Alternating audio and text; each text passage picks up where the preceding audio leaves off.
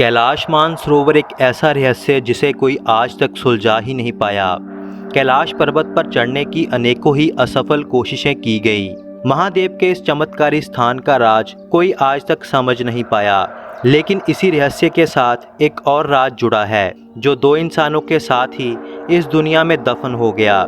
कैलाश पर्वत के पास एक ऐसी गुफा है जिसे आज तक कोई ढूंढ ही नहीं पाया, क्योंकि कहा जाता है कि वहां पर महादेव आज भी वास करते हैं। सन 1980 जब उत्तराखंड के रहने वाले दो भाई समीर और कुमार चमत्कारी ढंग से गायब हो गए और आज तक वह नहीं मिले।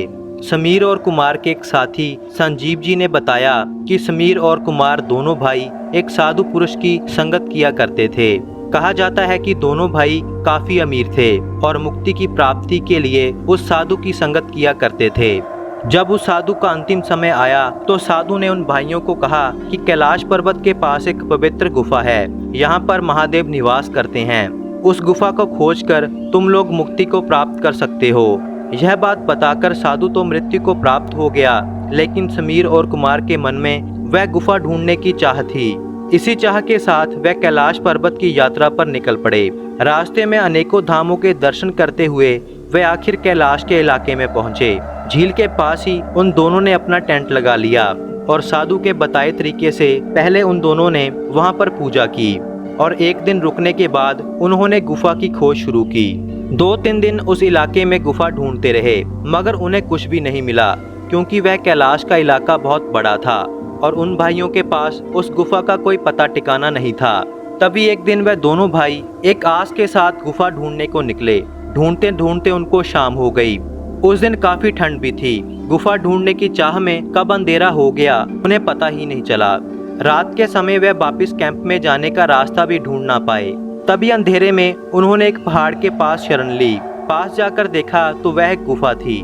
गुफा के अंदर जाने पर उन्होंने वहां पर एक प्रकाश देखा। उस प्रकाश की तरफ वह दोनों भाई चलते गए तो गुफा के अंदर उन्होंने देखा कि एक अघोरी बाबा भक्ति में लीन बैठे थे। वह दोनों भाई अघोरी बाबा की तपस्या को डिस्टर्ब नहीं करना चाहते थे, इसीलिए वे वहीं पर बैठ गए।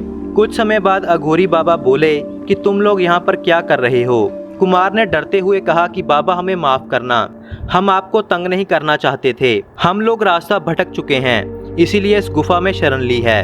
अघोरी बाबा ने कहा कि तुम लोग यहाँ पर क्या कर रहे थे, इतनी रात के समय तो यहाँ पर कोई नहीं रुकता और यहाँ तक तो कोई पहुँच भी नहीं सकता।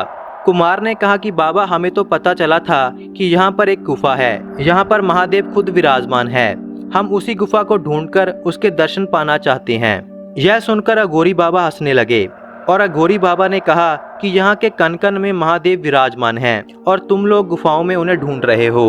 यहाँ अनेकों इस तरह की गुफाएं हैं और हर गुफा में तुमको महादेव का वास मिलेगा। वह इसलिए क्योंकि उन गुफाओं में हम जैसे महादेव को जपने वाले लोग बैठे हैं। इसीलिए मुक्ति के चक्कर में अपना समय बर्बाद मत करो। महादेव को हर दिन दिल से याद किया करो तो मुक्ति के द्वार अपने आप ही खुल जाएंगे। यहाँ पर ऐसी कोई गुफा नहीं है, अगर होती भी तो मुक्ति गुफाओं में नहीं मिलती, बल्कि महादेव के नाम से मिलती है। समीर और कुमार बात समझ तो गए, लेकिन उनका मन टूट गया। तभी अघोरी बाबा ने उन्हें एक मंत्र का जाप दिया और बाबा ने उनसे पूछा कि अब तुम लोग कहाँ जाओगे। समीर ने कहा कि हम लोग अपने घर वापस जाएंगे। अघोरी बाबा ने उन्हें उनके गांव का नाम पूछा। समीर ने अपने गांव का नाम बताया तो अघोरी बाबा ने कहा कि इस गांव के बारे में मैं नहीं जानता, अपने इलाके के कोई 100 साल पुराने गांव का नाम बताओ। तो समीर ने अपने उत्तराखंड के झंबा गांव का नाम लिया। तभी अघोरी बाबा ने कहा कि अब तुम दोनों आंखें बंद कर झंबा गांव को याद करो। दोनों भाइयों ने अपनी आंखें बंद की और झंबा गांव को याद किया और जब उन्होंने आंखें खोली तो वह हैरान हो गए, क्योंकि वह दोनों भाई झंबा गांव के बीचों बीच खड़े थे। एक ही पल में हजारों किलोमीटर दूर वह पहुंच चुके थे। उस समय उन दोनों भाइयों को कुछ भी समझ नहीं आया। दोनों भाई अपने घर आए, कुछ दिन अपने घर में रुके और उसके बाद वह दोनों कहाँ चले गए आज तक किसी को नहीं पता चला और आज तक उन्हें कोई ढूंढ भी नहीं पाया। लोगों और परिवार का कहना है कि वह दोनों भाई महादेव की आराधना के लिए उन गुफाओं में ही चले गए और आज भी वह वहीं पर महादेव की भक्ति में लीन हैं। हर हर महादेव।